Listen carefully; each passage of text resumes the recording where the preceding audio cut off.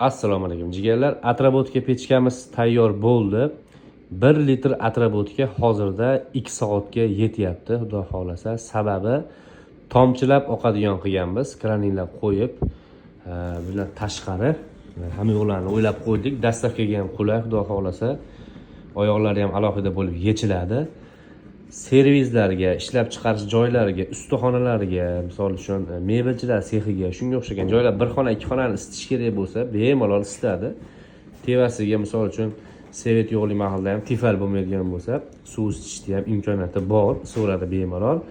Asosiysi atrabon juda ham arzon. Misol uchun bir 20 litr olib kelib qo'ysangiz, qishdan chiqib ketsangiz kerak. Yana bilmadim, endi ehtiyojingizga qarab ishlatishingiz mumkin. O'zlaringlar yasab olsalaring ham bo'ladi, qiyin narsasi yo'q. Lekin hozir bu narxini 450 ming so'm qilib qo'ydik. O'zbekiston bo'ylab dastavka bor. Dastavkasi alohida jigarlar, fikrlaringni qoldirasizlar.